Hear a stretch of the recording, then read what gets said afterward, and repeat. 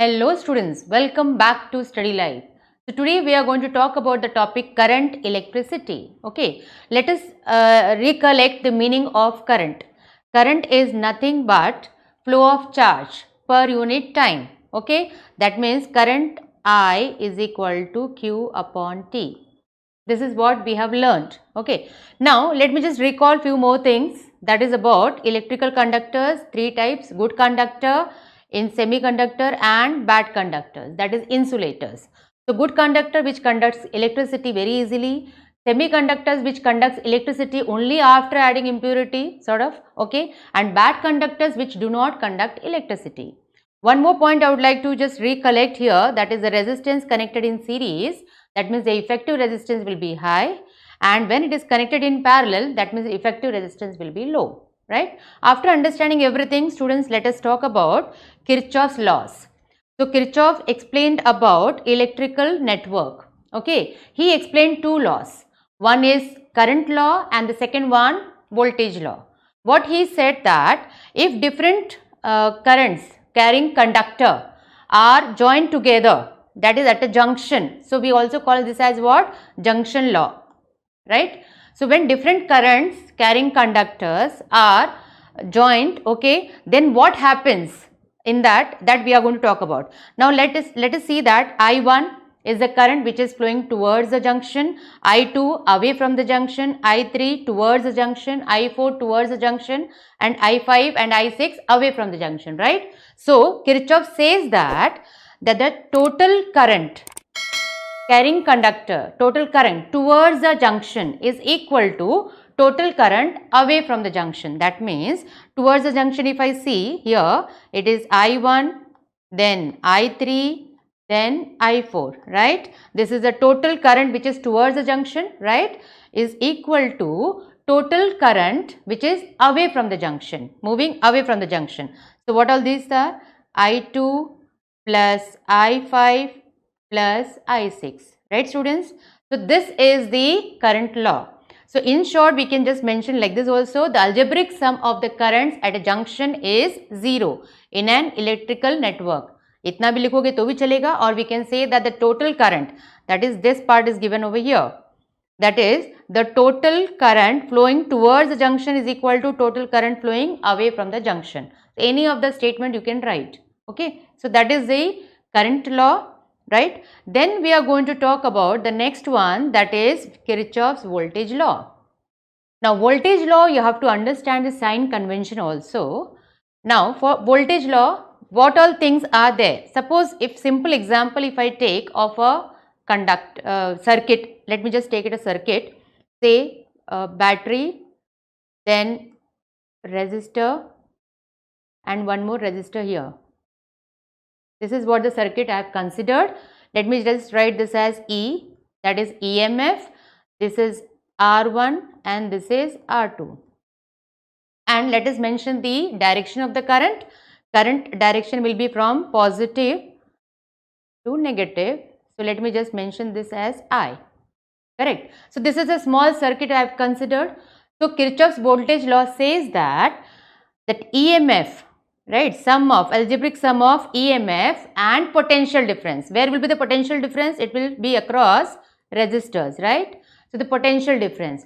So the algebraic sum of potential differences and electromotive force, that is EMFs, in a closed loop. This is very important. Now the circuit which I have shown is a closed loop, right, is 0. This is voltage law. So here the sum of algebraic sum of potential difference and EMFs in a closed loop. This is very important point. So this is what is given as Kirchhoff's voltage law. Now let us talk about sign convention. Now what you have to do for this, we should remember that if you name it as loop as say A, B, C, D. Okay. Now if I take the loop as A, B, C, D and then A, then this is a complete loop, remember. Okay. Now I have to see the direction of the current. I am going like this, in this manner, right? When I am going in this manner, for EMF, it is starting from positive and ending on negative. So it will be minus E. See the sign convention. It is ending on minus, negative terminal. So I will take minus. If it is ending on plus, we will take plus. Okay. So this is one rule you have to remember. Then now let us talk about this particular part. Now direction of the current is in this manner. So we are going what? In a opposite direction. When you travel in a opposite direction of the current, then it will be positive. Potential will be positive. So it will be plus. What I am going to take here? IR1, because I am traveling opposite to the direction of current. Correct? Opposite to the direction of current. Then again I am going this side. So again it is what? Opposite. So it will be plus IR2 is equal to 0. This is nothing but Kirchhoff's voltage law. So have you all understood, students? So depending on the direction in which you are moving, if you are ending to the negative terminal, it will be minus EMF, and if you are going opposite to the direction of current, it will be plus potential difference. Only these 2 points you have to remember. If you understand this, you can apply any of the formula in the circuit. Okay. Now here just one part, one loop, you can just look at this. Let me just name it as, for example, I am just showing you. If you are taking the loop as A, B, F, G, A, this is the complete loop I have considered, right? So that means you are traveling in this manner. So the direction of the current and you are traveling are in the same direction, right? So the same direction means minus, voltage will be minus. So what should be that, students? Minus I1 R1, correct? Then you are going like this. Again in the same direction, then it will be minus I3 R5. Then you are going in this direction. Same direction, minus I1 R3, correct? Then you are going like this. So how you are traveling here? From negative to positive. You are ending on positive, so EM will be positive. So plus E1 is equal to 0. This is the formula for voltage law which we have applied in this particular loop. I hope you have understood this concept. So if you understand this, then it is very easy to apply in any of the electrical network, right? Same thing we can apply for this also, this particular part also, same manner. Just try and check. Right? Now, after understanding voltage law, so the current law we have studied, voltage law we have studied. Voltage law is nothing but what? Algebraic sum of EMFs and voltage, okay, is equal to 0. After understanding this particular part, let us go about, this is all the direction which is given, which I have explained you in short, right? Next concept we are going to talk about, students, Wheaton's bridge. Okay, now Wheaton's bridge is very important. This formula is also very important. For Wheaton's bridge, what you have to remember, of course this bridge is of resistors. For Wheaton's bridge, what we can do is, you can just take resistors in a bridge format like this. Right?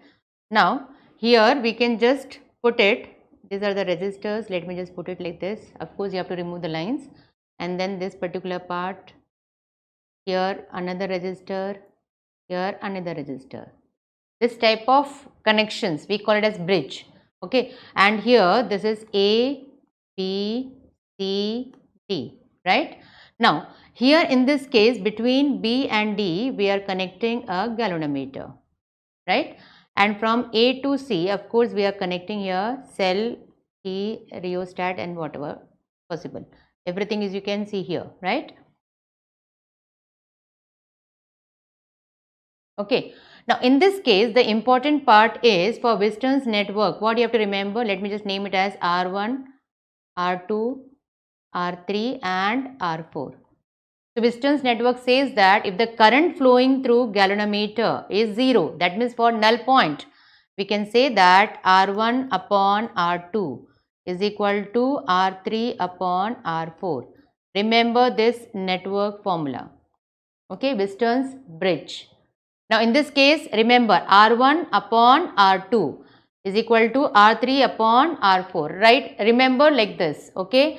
Here, the galvanometer that is between two ends, the galvanometer is connected and the current flowing through the galvanometer is 0, that is a null point, then the balance will be there in the electrical, that is the resistance network.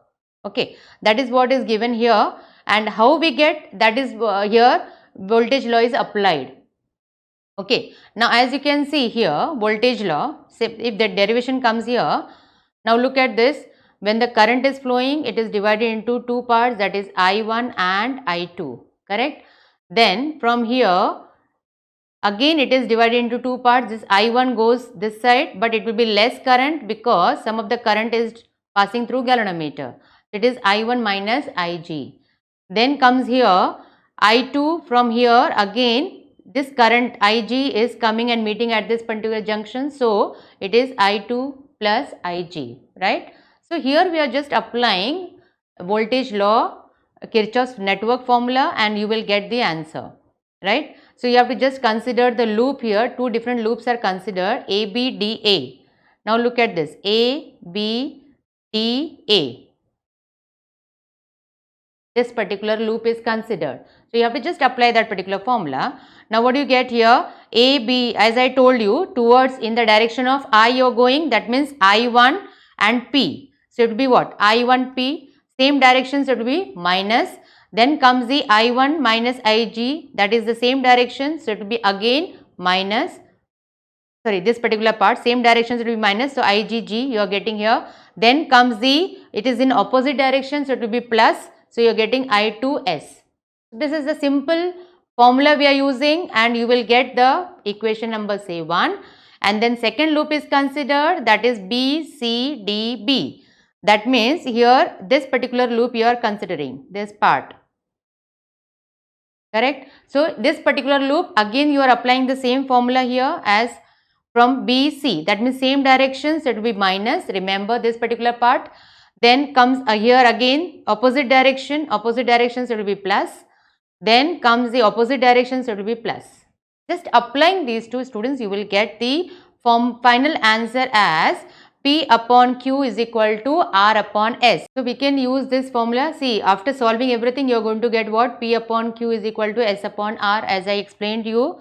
That is P upon Q is equal to S upon R. So remember this Wheatstone's bridge. Okay.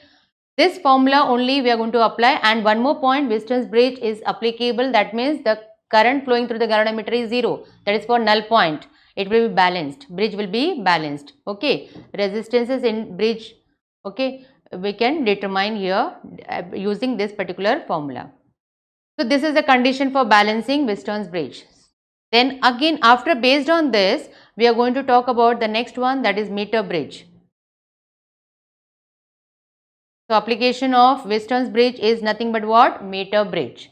Okay. So now here you can see that meter bridge, that means there is a meter scale which we are using here, as you can see here, and then there are connections between this gap.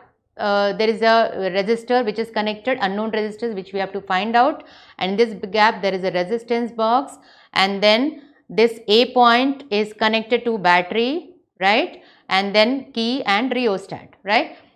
So B point is connected to the variable of the rheostat, right students, and then at the center of this is connected to the galvanometer and then to the jockey, as you can see here. Here the same concept is used for the Wheatstone's bridge.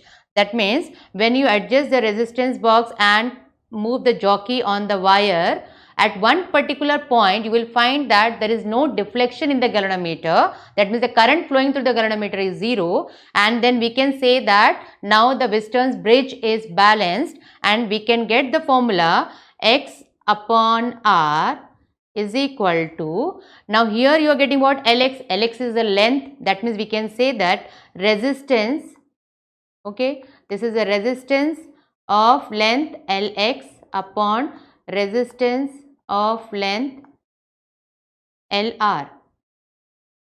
Okay, that only we are going to use here, and that we are going to apply. The same thing is applied over here. Just look at this part, resistance AD, right, and resistance DC. So X upon R, resistance formula we know that R is equal to what? Rho L by A. Rho is the specific resistance which we have already studied in lower class. Okay, so the same formula is applied here. So rho Lx upon A, rho Lx upon LR upon A. A is the area, it will be the same, area of cross section of the wire is the same, so everything is cancelled. So final answer we are getting here as x upon r is equal to Lx upon Lr. So this is very important formula for meter bridge. Using this we can solve any kind of numericals, and this is the balancing network. That means at this particular balancing point we can say that the current flowing through the galvanometer is 0, right. So this formula we have to use. This is the derivation part of meter bridge. And after that, next concept we are going to talk about. The Wheatstone's bridge, we are going to talk about the application. So application of the Wheatstone's bridge is used for very low resistance, right? Measuring very low resistance. So you just remember, and we can measure the quantities such as galvanometer resistance, capacitance, inductance, impedance, everything from this Wheatstone's bridge, right? That is the application of it. Then after this comes the next concept, that is about, yes, potentiometer. The next concept we are going to talk about potentiometer. From the word itself you can just make the difference here. Potentio, word meaning potential difference, right? And meter of course is the length. So when the potential difference of a length we are measuring, that we name it as what? Potentiometer, right? Now again, see, normally potential difference we measure with voltmeter also. Then what is the purpose of this potentiometer? Potentiometer is nothing but an ideal voltmeter. It is used for accurate measurement of potential difference. Okay, so this gives accurate measurement. So in this case, potentiometer, let us talk about now potentiometer principle. Now for potentiometer principle, very easy way we can remember, students. Here, as you can see here, potentiometer consists of a long wire. So we can just draw long wire, that is A and B, okay, of length L. Now this long wire we are going to connect it to the battery, okay, and then key and then rheostat. This is the potentiometer part which we have drawn. AB is the length of wire, okay. Now in this case you are going to find out the formula for this. Basically potentiometer principle says that the potential between A and B, that is VAB, is directly proportional to the length of the wire, that is L. That is the length between two ends of this, right? This is the potentiometer principle. And how do we get this? For this we know that current flowing through this circuit is what? EMF upon R plus R, because small r is nothing but what? Internal resistance which is present here, small r, okay. Now then after that potential difference is given as what? IR, that is the current flowing through AB, and the resistance of that, this is the rheostat, okay, resistance of conductor. Now you will see that there is no external resistance which is connected here, but resistance of the wire is capital R which is taken here. So you are getting this particular formula from this, and after that part you are applying here, yes. So the potential upon length, you are dividing by length, so potential upon length. Now look at this, here everything is constant, this particular part, so we can say that VAB upon L is constant. If I say that, that means VAB is proportional to length. This is what is nothing but potentiometer principle, right? So this basic principle you have to remember, students, and after that we can just apply. Suppose if you are taking small length, if you are taking small length, say instead of A, B, if you are taking the small ones, I say up to C, right? So C length is small n, then we can say that VAC proportional to L. This is how we can apply here potentiometer formula. Now then there are different uses of potentiometer which will be asked. So out of the three uses, definitely one question will be there in the exam. So there are three uses. One is to compare EMF, second is to find out sum and difference of EMFs, and the third is internal resistance of the EMF. Okay, so for comparison, students, this is a circuit diagram. If you find this as the difficult one to remember, then there is the easy one which I can show you. The same format is given, but in a different manner. I'll just draw it and explain. Now here I'm going to use, for comparison of this EMFs, what I'm going to use? I'm going to use first potentiometer. Potentiometer was here AB length, right? That was connected to battery, then key, and then rheostat. This was the potentiometer, students, right? This is fixed. which I am going to connect it, right. The next part what I can do is I can connect this to here, this particular part. That means here EMFs I am going to connect. So we have to compare EMFs, that means minimum 2 I have to consider. So I am going to take here 2 EMFs like this, say E1 and E2, correct, positive, negative, positive, negative. The current is flowing like this, right. Then this part we are connecting to the three-way key, and then this particular end of the key is connected to galvanometer, and then this particular part goes to jockey, right students. Now here we are going to insert key. If suppose this key is insert, right, then how the current will flow? Current will flow like this from here, right. That means when the jockey at one particular point, suppose you are getting what, null point, that is no current flowing through the galvanometer you are getting, then you can measure the length. Let me just mark this as C. So AC length I have considered it as say L1. Then according to potentiometer principle, what I am going to apply here, that formula, that is E1 proportional to L1. So E1 is equal to KL1, equation number 1. This is what you are going to get. Then after this, if you insert another key, okay, and you remove this, what will happen? The current will flow through E2 then, right. And then again you are going to keep the jockey in different position,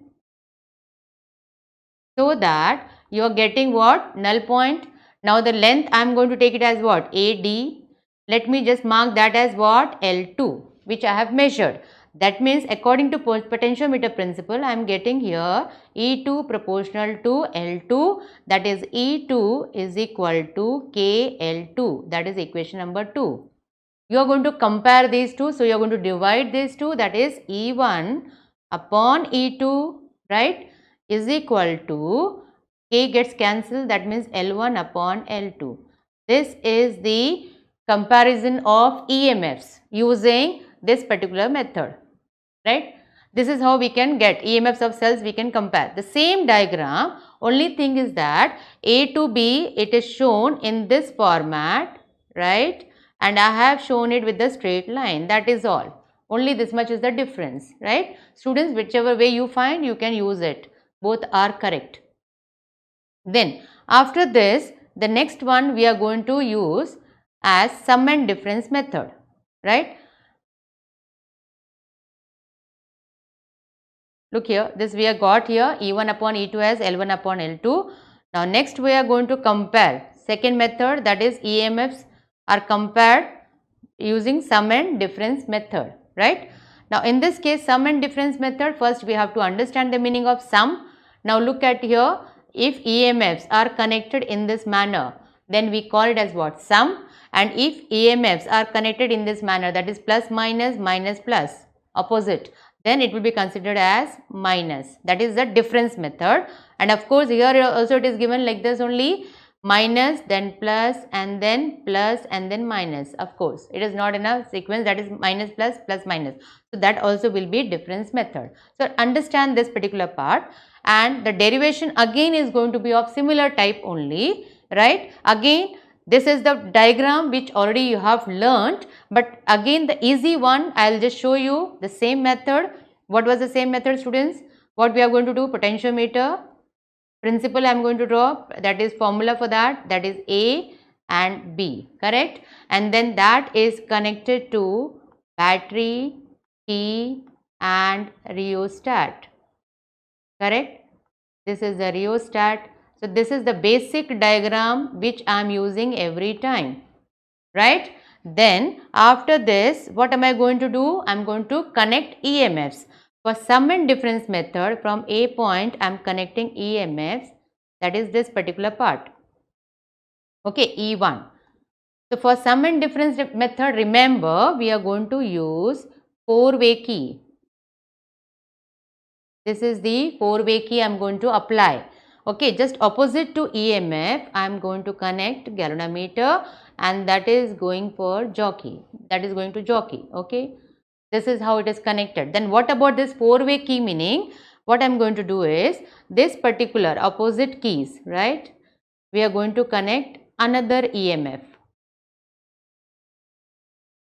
Okay. This is E2. Right, students? This is what is the connection which you can see here. You might find little complicated, but the same thing is shown over here, right? Now, in this case, suppose if I am using this particular part, that is these two keys are insert, opposite keys are insert, okay? Then how the current will flow? You can just look into this. The current direction will be something like this.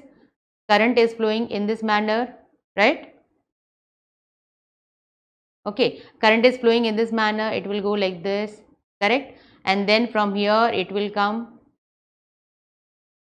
This is how it is going to travel, right? So as you can check here, it is given that you can see that it is going like this part, plus minus, that is E1, then it goes again plus minus, that is E2, right? Which we call it as what? Sum, right? So I can say that here, after keeping the jockey at one particular point when the current is 0, I can say that length is say L1, right? So I can say that the sum, that is E1 plus E2, is proportional to L1.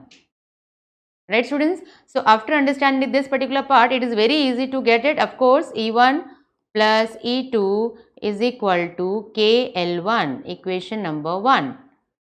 Then after that, what are we going to do? These two keys we will remove. So we will put another two keys, this one and this one, opposite one, right? So the how current will flow then? Current will go like this and then it will travel in this manner, then it will travel up and then like this, correct? This is what the direction will be. Then as you can check there, EMF was like this initially, correct? And after traveling through that, it goes what? Minus first comes and then plus, that is second EMF comes in this manner. That means it is a difference one. Again, null point you are going to get, you will get different values. Say somewhere here you are getting this particular part, okay? And length you are getting it as what? L2. So I am going to say that E1 minus E2 proportional to L2, provided E1 EMF is more than E2. But individually E1 and E2 should be less than capital E, remember, okay? So you are getting this as E1 minus E2 is equal to KL2, equation number 2. Now we are going to just substitute these two values. This is how you are getting here. So this particular derivation, as you can see, it is given here, right? E1 plus E2 KL1 and E1 minus E2 KL2, right, students? Then look at this particular part. So after dividing, you are getting what? E1 plus E2 is equal to L1 upon L2. Then doing componendo and dividendo, what is the meaning of that? That means E1, that is numerator, right? This is the numerator minus denominator, or initially plus denominator, I am doing here, upon numerator minus denominator. You will get here plus, right? Is equal to, again right side also we are going to use numerator plus denominator upon numerator minus denominator. This is what is componendo dividendo. Then it gets cancelled, right? So we are getting 2E1 upon 2E2, correct, is equal to L1 plus L2 upon L1 minus L2. After cancellation everything, we are getting this particular formula. This is nothing but what? Sum and difference method of comparison of two EMFs, right, students? Then comes the next one, that is the internal resistance of a cell. So now using the same thing, we are going to find out internal resistance, students. For this again, the diagram is also similar type. This is the diagram, okay? I will just make it again the simple one, the way we have learned earlier. What was that? I am going to use this particular, again, A, B connected to battery, key and rheostat, right? Then this particular, this is the EMF, right? And then after this, we are going to apply this to another battery right? This is E1 and internal resistance. So each cell has got internal resistance R. Then it is again here connected to key and external resistance, and these two are connected together like this. Why key is over here? Because if you don't want external resistance, you can close the key. Okay, then this is connected to galvanometer and then it is connected to jockey. Right, same way diagram we have drawn, the same diagram, right?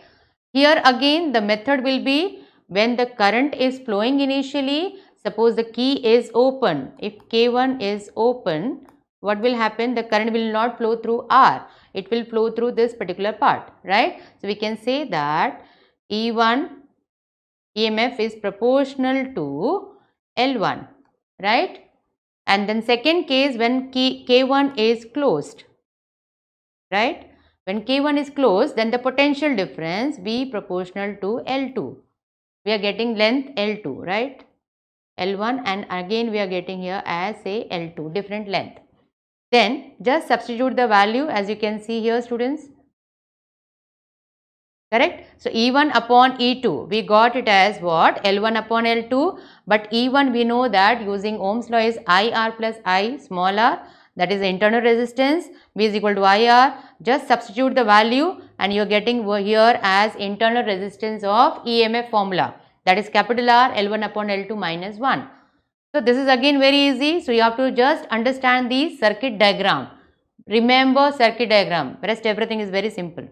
Then comes the application, students. Just remember the applications of potentiometer. First one is voltage divider. Okay, it can be used as a voltage divider to change the output voltage of a supply. Okay, whatever supply comes, we can just reduce or increase depending on the voltage divider. Okay, so that is the first use of it. Then comes the audio control. Okay, sliding potentiometers, we use the low power audio system control device. Okay, so this is the second application. You have to just remember the applications part. Then comes the third one as potentiometer as sensor. This is sensor.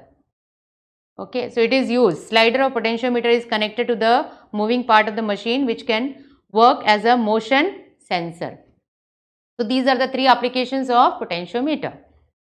Then after this comes the advantages of potentiometer over voltmeter. Okay, so few advantages also you have to remember, because sometimes the explanation can be asked for 2 marks. Okay, so we can say that potentiometer is more sensitive.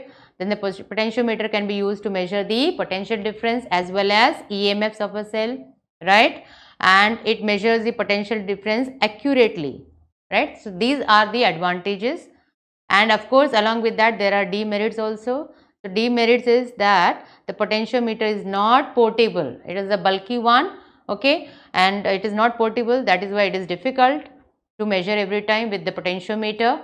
Now next comes the galvanometer, right? Now galvanometer of course is a device to detect the weak electric currents in the circuit, right? So basically galvanometer consists of what? It consists of a horseshoe magnet, huge horseshoe magnet, that is north pole and south pole, you can say concave shaped. Okay, so it is concave shaped horseshoe magnet like this, north pole and south pole, right? And then in between you can see there is a soft iron core, cylindrical soft iron core, it is kept here, and then it is wounded with the what? Number of windings, as you can see here, this is the number of windings which is there, right? And different number of windings is there, and then that is pivoted to the pointer, and there is a reading where the markings are done. Okay, and you get the readings, right? So that is all the galvanometer here. This is the internal structure of it, right, students? And then we are going to talk about how to convert this galvanometer as an ammeter. So this is again very important question. Two types of question will be there: how to convert galvanometer as an ammeter and how to convert galvanometer as a voltmeter. So out of these two, one question definitely might be asked. Okay, then to understand that particular part, you should know the meaning of ammeter and voltmeter differences, right? So to understand ammeter and ammeter first of all. Let us talk about to convert moving coil galvanometer into an ammeter, right? To understand this particular part, the very first important one is that the current capacity must be increased to desired value, okay, and effective resistance must be decreased. If the effective resistance is less, then the more current will pass through it, okay. So that is a very important point you have to remember while converting, okay. So if you want to understand that part, say there is a galvanometer is given to you, right, and there are some resistors given, then to reduce the effective resistance, how the connection should be done? It should be done parallel like this, which we also call it as shunt. So we are going to use shunt resistor, okay. So here students, in this case, this is the current I, right. From the junction, it is divided into two parts, correct. This is Ig and Is. Again it will join here and then you will get here I. So this complete thing, we can say that the galvanometer acts as what? An ammeter. Galvanometer acts as an ammeter, right. Now to understand this particular part here, very simple one, there are two junctions here points, that means potential difference between two points will always remain same. We can say that Vg is equal to Vs, right. Potential is nothing but what? Current into resistance, okay. So the current is Ig and resistance is capital G, Is and capital S, right, shunt value. So just substitute, but here you can say that I is equal to what? Ig plus Is. So instead of Is we can write what? I minus Ig, correct. So that only I am going to substitute here. So we will get Igg is equal to I minus Ig, right, into S. Okay students, so shunt value finally we are getting it as Ig upon I minus Ig, correct, into G. This is the formula for shunt value, right. So that is the shunt value here. Here this is the diagram which I have drawn. So this particular box, only this much you have to draw in the exam also, that is more than sufficient, okay. And then this is the formula which I have applied and you are getting the answer. S is equal to Ig upon I minus Ig into G. So shunt value we got here, and then suppose question will be asked that the ammeter should be how many times? What is the range of the ammeter of the galvanometer?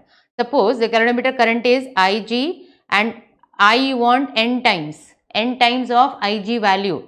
So we can just substitute here, okay. So instead of I, we are substituting here Nig, okay. So the finally, suppose n times it is given, n times current is given of galvanometer, we can directly apply this particular formula, that is S is equal to shunt is equal to G upon n minus 1. This is very important one, okay. Then students comes the next part here. This is again another formula and this shows that the fraction of shunt, okay, this gives what? Fraction of shunt, okay, to the total current. Remember this way, sometimes the question can be asked, what is the fraction of the shunt to the total current? That is Is upon I, G upon S plus G. Remember this particular formula, again very important. So this is all about galvanometer converting into an ammeter. Then next comes the galvanometer as a voltmeter, okay. Now for voltmeter again few more points you have to remember. For voltmeter, of course voltmeter measures what? Voltage, right, and the effective resistance should be increased. And how can we increase? By connecting the extra resistance in series of galvanometer. So the same thing we can just do it here, connection. As I told you, galvanometer is given to you, extra resistor is there which has to be connected in series so that effective resistance should be more. Then the current flowing through this is Ig, so the same current will flow here also because it is in series, okay. So the total potential, this whole thing will act as voltmeter. This is voltmeter, okay. Then here in this case, so the total voltage is Vg, that is voltage drop across galvanometer, plus Vx. Just substitute the value here. You are getting that particular part as Igg plus Igx. So this is voltage here you are getting, students, and X value you want. So we can say that V upon Ig is minus G is equal to X. So you are getting this particular formula. That is what is, this is the diagram, students, which is the box. That particular diagram if you draw, that is more than sufficient. You are getting X value, that is the resistance which is added or attached to the galvanometer. Value is V upon Ig minus G. If suppose N times voltage is given, that means it is, that is the voltage is N times of galvanometer voltage. So you are getting this particular formula. And then finally X value in terms of N is G N minus 1, right? So this again numericals based on that is all very important one. So you have to remember that. This question is also important, that is comparison of ammeter and voltmeter. Just remember the differences, which is very easy. It measures the current, it measures the potential difference, it is connected in series, here it is connected in parallel in the circuit, right? Low resistance, here in this case a high resistance. And to convert galvanometer we have to connect shunt. To convert into galvanometer to voltmeter we have to connect in series part. Okay, larger resistance we want. So this is the formula. So these are the differences, students, which you have to remember, and just understand the meaning of whatever boxes are kept, you have to just learn the meaning of it. That is thermoelectricity, because of the thermal or heat. Okay, we are getting the electric energy is converted, that is using Seebeck effect. Seebeck effect also you have to learn. In this case the cold junction and hot junction, two junctions are given here. Seebeck effect between bismuth and antimony is given here. Okay, so Seebeck effect here, the EMF is called thermo EMF because when one junction is kept here in the cold and hot, the EMF is generated. Okay, that EMF we call as what? Thermo EMF. Because of heat it is generated, so we name it as what? Thermo effect. Okay, then thermo EMF, and that effect is called as what? Seebeck effect, right, students? So this is what is explained. So just read once, that is more than sufficient. Here the combination of copper and iron is given, right? So I hope, students, in this what all things are very important to remember is about potentiometer uses, conversion of galvanometer, and Kirchhoff's law, okay, and meter bridge. This much, very few concepts are there. You have to please learn, and it's very easy to score in this particular chapter. So with this the chapter gets over. So thank you, students. I hope you have understood everything. Wish you all the best.